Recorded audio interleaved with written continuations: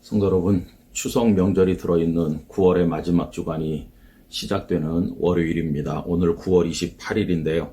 이번 한 주간 주님 안에서 모처럼 영육간의 여유를 가지고 지나시게 되기를 바랍니다. 오늘은 시편 34편 8절을 읽겠습니다. 너희는 여호와의 선하심을 맛보아 알지어다. 그에게 피하는 자는 복이 있도다. 아멘. 얼마 전에 이런 이야기를 들었어요. 온라인으로 주문된 가구를 가지고 가서 설치하고 또 여러 가지 도와주는 그런 일을 하시는 기사님이 계시는데 이분이 이제 연세가 한 50세에 넘어간다고 합니다. 그런데 그분에게 아들이 하나 있어요. 이거 가구를 배달하고 조립하는 거 쉬운 일은 아니잖아요. 그런데 그 아들이 대학에 다니다가 한 2년 다녔는지 다니다가 학교를 그만뒀다는 겁니다. 그리고는 아버지 하는 일을 배워서 함께 하게 되었다는 거예요. 그런데 아버지를 따라다니는 건 아니고 트럭을 하나 구해서 독립을 했다는 것입니다.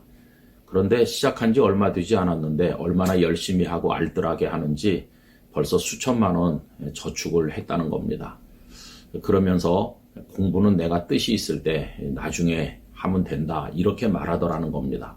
그러면서 그 택배 기사님이 우리 아들이 이제 돈 버는 맛을 안다 이렇게 말씀을 하셨다는 거예요. 여러분, 맛을 들인다고 하는 거 인생을 살아가면서 중요한 거죠. 잠언 31장에 보면 장사에 맛들인 한 여인의 이야기가 나오고 있어요.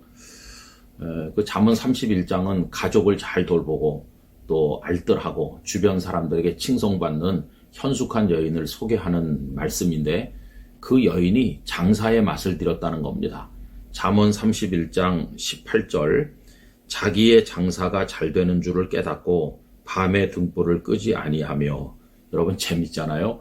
이 여인이 장사가 잘 되니까 한밤중에도 가게 문을 활짝 열고 장사를 계속한다는 거예요.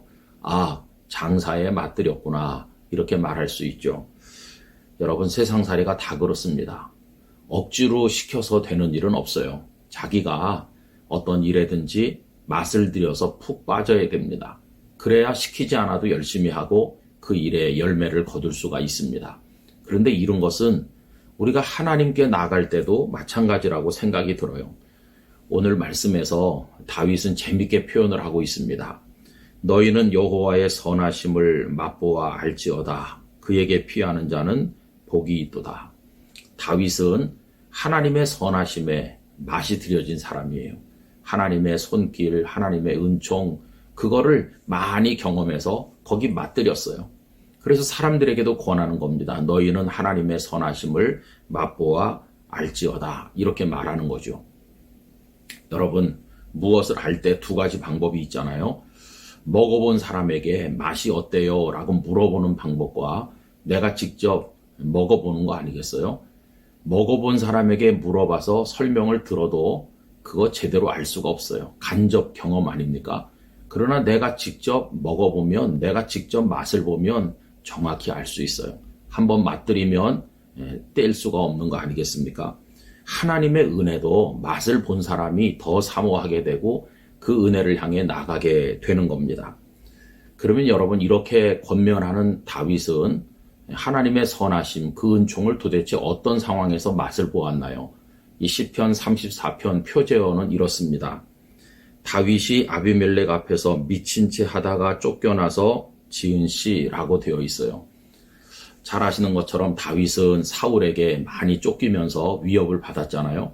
그래서 그는 이스라엘 안에서 숨을 곳이 없다고 생각을 해서 블레셋에 갔던 적이 있습니다. 깊은 생각을 하지 못했는지 블레셋에 그저 휘신을 했는데 블레셋 신하들이 하는 말이 우리의 영웅인 골리앗을 죽인 자가 왔다 이렇게 하는 거를 들은 겁니다. 아닌 게 아니라 다윗이 골리앗을 제거했으니까 블레셋 사람 입장에서는 다윗이 원수인 셈이죠. 다윗은 살고자 했는데 원수의 입속으로 스스로 걸어 들어간 것과 같은 상황에 놓이게 됐습니다. 그는 크게 마음에 당황했고 급해서 침을 흘리면서 미친 사람 행세를 하게 됐어요. 그랬더니 그 블레셋의 왕이 미친 자가 부족해서 저런 자를 내게 끌고 왔느냐, 내쫓으라. 이렇게 해서 그가 극적으로 목숨을 건지게 된 이야기 여러분 아시죠? 그 이야기가 사무엘상 21장 10절 이하에 나옵니다. 그날에 다윗이 사울을 두려워하여 일어나 도망하여 가드왕 아기스에게로 가니 아기스의 신하들이 아기스에게 말하되 이는 그 땅의 왕 다윗이 아니니이까 무리가 춤추며 이 사람의 일을 노래하여 이르되 사울이 죽인 자는 천천히요 다윗은 만만이로다 하지 아니하였나이까 한지라. 다윗이 이 말을 그의 마음에 두고 가드왕 아기스를 심히 두려워하여 그들 앞에서 그의 행동을 변하여 미친 채 하고 대문짝에 그적거리며 침을 수염에 흘리매 아기스가 그의 신하에게 이르되 너희도 보거니와 이 사람이 미치광이로다. 어찌하여 그를 내게로 데려왔느냐. 내게 미치광이가 부족하여서 너희가 이 자를 데려다가 내 앞에서 미친 짓을 하게 하느냐. 이 자가 어찌 내 집에 들어오겠느냐 하니라. 이렇게 되어 있어요. 여러분 그때 블레셋 왕이 저 녀석은 골리앗을 죽인 원수에다가 자기 나라 이스라엘 안에서 인기가 대단한 차기 왕이 될 자가 틀림없으니 당장 죽여 없애라. 이렇게 한마디 했다면 다윗은 그것으로 끝났을 것입니다. 그런데 그 순간 하나님의 선하신 손길이 블레셋 왕의 마음을 바꿔놓은 거죠. 죽일 가치도 없다. 미치광이다. 내쫓아라. 이래서 그는 극적으로 목숨을 건지게 된 것이었어요. 다윗은 인생을 살면서 수많은 우여곡절을 생명의 위기를 넘기면서 하나님께서 그때그때 베푸시는 은혜, 그 선하심이 얼마나 큰가 하는 것을 수도 없이 경험했어요. 오늘 말씀대로 표현한다면 맛을 본 거죠. 그 맛을 알기 때문에 그는 힘들고 어려울 때마다 하나님께로 나갔던 것을 우리가 알고 있습니다. 여러분, 그는 하나님의 구원하시는 손길을 34편 6절과 7절에서 이렇게 고백합니다. 이 곤고한 자가 부르짖음에 여호와께서 들으시고 그의 모든 환난에서 구원하셔도다. 여호와의 천사가 주를 경외하는 자를 둘러 진치고 그들을 건지시는도다. 하나님의 천사가 주님의 은혜를 사모하는 자를 둘러서 진을 치시고 구원하여 주신다고 고백을 한 것입니다. 저도 지금까지 살면서 저 자신이 아플 때, 우리 자녀들이 어려운 질환으로 고생할 때, 혹은 교회 목회 현장에서 참 힘든 상황을 맞이하게 되었을 때마다 마지막에 바라볼 분은 하나님밖에 없었습니다. 그리고 하나님께 엎드려서 기도를 했는데 그때마다 하나님께서는 선하신 은총으로 저를 세워주시고 교회를 세워주시고 구원하여 주시는 것을 경험하였습니다. 하나님의 선하심을 저도 많이 맛을 보아 안 사람이라고 하겠습니다.